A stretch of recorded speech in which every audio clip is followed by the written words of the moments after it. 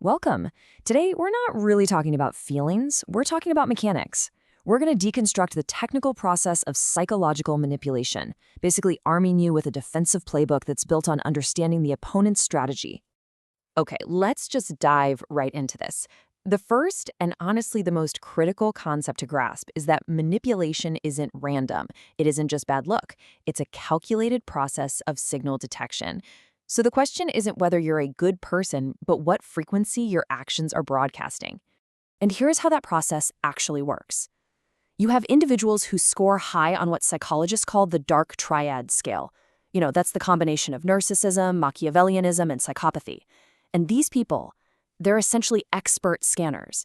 They're not looking for just anyone. They are searching for a very specific signal that promises them the maximum reward for the absolute minimum effort. So here's our agenda for this breakdown. We'll start by deconstructing the predator's ideal target. Then we'll analyze how they scan for that target, understand the mechanics of the trap itself, and finally, build out an effective defensive strategy. First up, let's break down the blueprint. What is the specific psychological profile a manipulator is really looking for in a target? So here we see a really critical distinction. Manipulators aren't just looking for general empathy, they're scanning for something way more specific, hyper-empathy. They want what we'll call the emotional rescuer. The person who feels this deep, almost physical compulsion to fix other people's problems, even at their own expense. That right there is the vulnerability. So, how does this all build? Once they suspect you might fit this rescuer profile, how do they confirm it? Well, they run a test, a little something called a vulnerability probe. This is their initial test. The vulnerability probe, and it's almost always deployed super early in an interaction. It's a carefully crafted story of victimhood or some kind of sudden minor crisis, and it's designed to do one thing: to trigger that hyper-empathic rescuing instinct. And if you respond by immediately jumping in to solve their manufactured crisis, you've just positively identified yourself on their radar. You've sent a clear signal that you are a potential supply source, basically an asset they can exploit. So, they've detected the signal. What's next? Well, before they fully commit, they need to gauge your defenses. This is where the social engineering really begins, with something called the boundary stress test. It's a pretty simple two-phase test. First, there's the micro-push, a really small violation of social norms. Second is the compliance check, where they just watch you closely. Do you call it out, or do you excuse it to avoid conflict? What they're doing is measuring your boundary density, how strong and resilient your personal defenses actually are. And these tests are incredibly subtle. They aren't dramatic confrontations.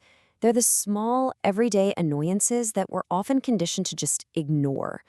The joke that's not quite funny, the constant interruptions, the lack of respect for your time. Each one of those is a data point for the manipulator.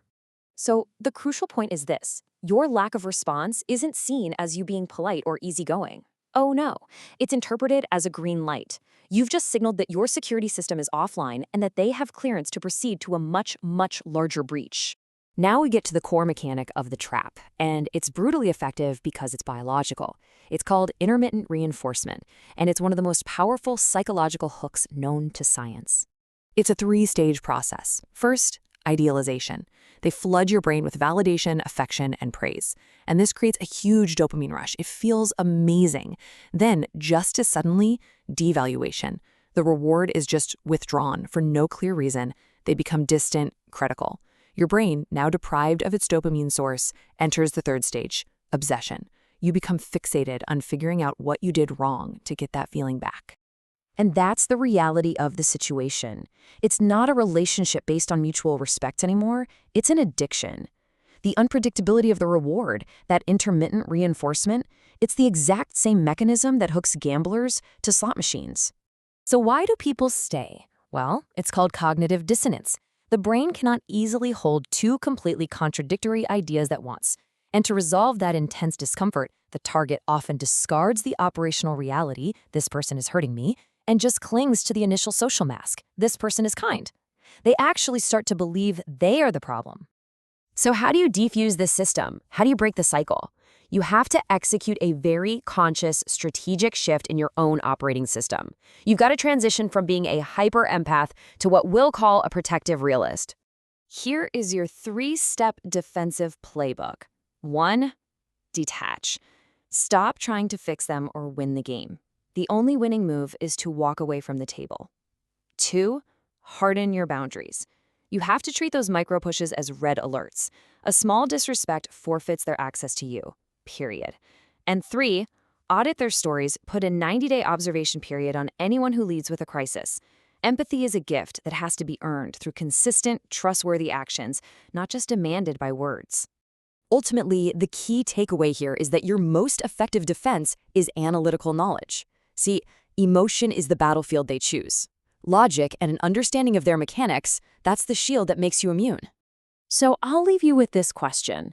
By learning to see these small tests for what they really are, not minor annoyances, but strategic probes, you fundamentally change the signal you're broadcasting. You make yourself an unsuitable target. So what small test will you finally decide to flag this week?